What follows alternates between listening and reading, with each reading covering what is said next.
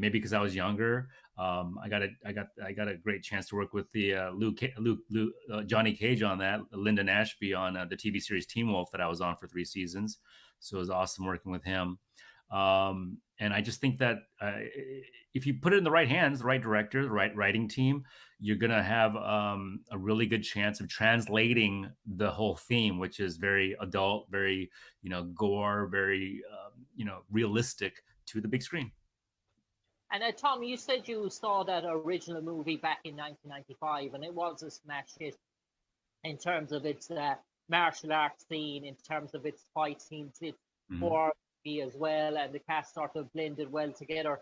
And Mm-hmm. I suppose no sooner than it was over than the ink and the writing was on for a sort of sequel, such was the demand.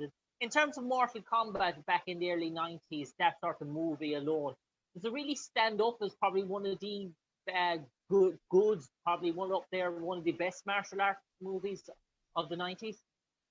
You're asking me if that was one of the best martial arts movies of the 90s? I mean, when it's pure martial arts, you got to look at Best of the Best. Is that a great movie? You got to look at Karate Kid. You got to look at what's the other one? Oh crap, martial arts. Obviously, oh my god, why am I drawing a blank? All the ninja series, like all the oh man, oh, what was the one I was thinking about? There's one that you got to compare it to martial arts in the '90s. You said right? Oh, Bloodsport. I mean, anything with Sho Kosugi and you know Van Damme is probably good.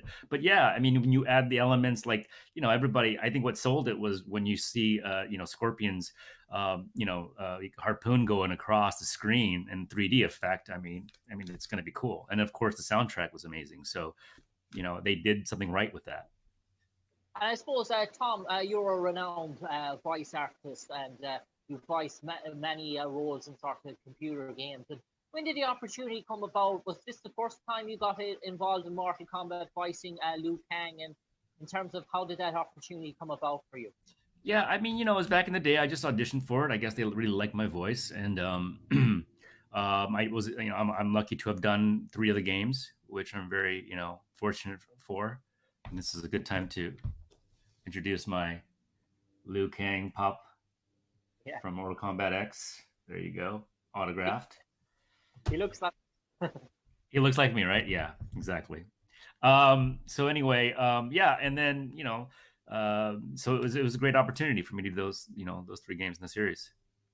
And I suppose, Tom, in terms of being a voiceover actor right now, in terms of Liu Kang and sort of, do you still need those sort of drawings, those images of what they what they want what Liu will resemble in the sort of game, or in your head are you going off the 1995 movie in terms of how you want the tone, his sort of voice, and sort of are you thinking I'm going to make it some way similar to Robin Shaw, or do you like to put your own twist?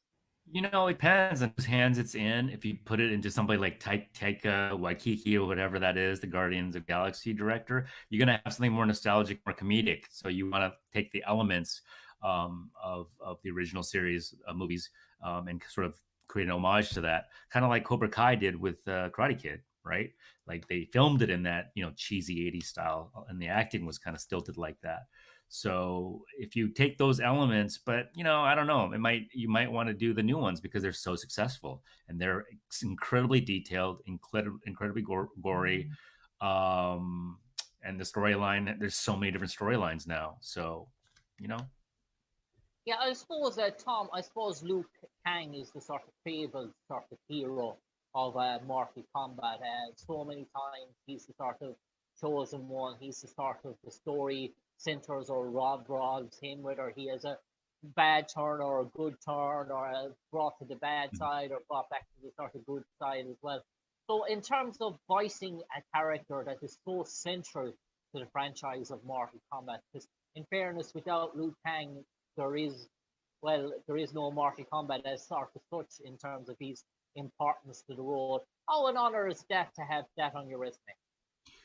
it's been incredible. I mean, my social media reflects it. The response I get from Mortal Kombat is more than most things that I play.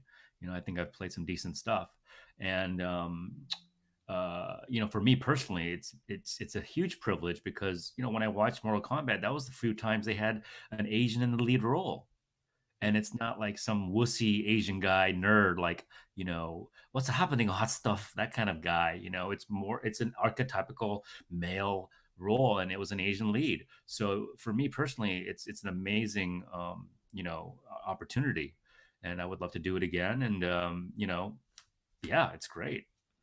Yeah, and I suppose you mentioned that. I suppose Mortal Kombat is one of those iconic franchises. It's been roughly since 1990s. It's been around. It's still going strong. In 20 years' time, when we're both having walking sticks and getting out of armchairs to us, Mortal Kombat will still be around. There'll be more movies and sort of franchise. It's a series that is growing in popularity all the time. There's more Mhm. demand. The games are selling millions and millions of copies worldwide. So as a voiceover actress as that, you're always probably looking in the pipeline in terms of, it's been 2 years, a new Mortal Kombat game is probably around the corner. Mhm. Hopefully, I get a chance in that. So it's probably one of those things that you know that is never going to go away. Yeah, I mean, I understand also that the creative teams change, so they have their favorites, and things will change. There are other opportunities with, say, animation. I know there's a Mortal Kombat animation series that's happening. Yeah, this is a huge brand, and it's going to continue. So it's great. I suppose in terms of those sort of brands, in terms of, I mean, you take James Bond sort of franchise as well that continues to grow. Once a brand sort of established itself, and I suppose the key thing about Mortal Kombat is it's able to generate a new audience, a new teen audience every sort of 2 or 3 years to grow the numbers. But its loyal fans from the 90s still hasn't left the franchise either. They still really, really like the franchise. So it Mortal Kombat for people who get hooked on an early age, it doesn't seem to lose its audience. It doesn't seem to alienate anyone. In fact, this probably audience keeps growing and growing. Yeah, I mean, when you look at a lot of different things from nostalgic times in the 90s and even in the early 2000s now, you've got a lot of cool stuff that people cling on to. And I think a lot of that's because the content's kind of not original these days. And Mortal Kombat was definitely original. I don't know what else is there that's, like I said, Karate Kid, even Saved by the Bell, and all these other TV series that were on before. They're coming back. So there's a lot of that nostalgic feel to it. So it's great.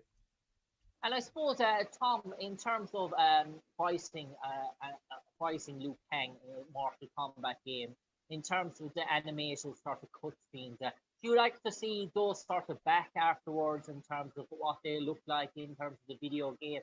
Or do you like to see that you often purchase the video games afterwards or see what it looked like in before the video games is released to see those animated bits and animated interaction and see your voice come to life in terms of that computer game. You're saying, do I like to look at some of the cutscenes and trailers and stuff before the game comes out? In Oh terms yeah, of your absolutely. What was in, that? ter- in terms of your character, in terms of Liu Kang, would you like to see the animated scenes of Liu in the video game before they come out? Uh, yes. If I'm hearing correctly, are you saying that I like to look up to see the footage and everything, how it came out? Yeah, that's Yeah, exactly that. absolutely. Yeah, yeah. Like I just have a new character came out on Fallout 76, and I played Night Shin on that. So it's amazing to see the trailer and to be featured on that. So it's amazing. Yeah. So yeah, absolutely. I suppose that Tom, the new Mortal Kombat movie is coming out in 2021. It's given a release date in April. It was supposed to be in January, but it was sort of Hmm. pushed back in terms of COVID and the sort of production. It's finally got a release date. It's coming out in April. I hear it's mostly shot in Australia this time around. An awful lot of renowned Japanese and Chinese actors are in this sort of movie, and the one or two Australian sort of actors as well. So in terms of Mortal Kombat, I was listening to one of the actors who did an interview who's in the movie, and he said that this this made him have some sort of sleepless nights in terms of the gore, in terms of the fatalities, in terms of how people died. It's not PG related material like you would have in the 90s. This is really Yeah. dark and sinister, like the Dark Knight, in terms Yeah. of, or it's gone down that sort of route. And do you think that's a good way for Mortal Kombat to go in terms of getting in touch with its hardcore sort of fan base who revel in that sort of violence and gore. Yeah, I think so. I mean, because let's be honest, it started out that way. Even though it looked a little, obviously dated now with the original game, you still saw a ton of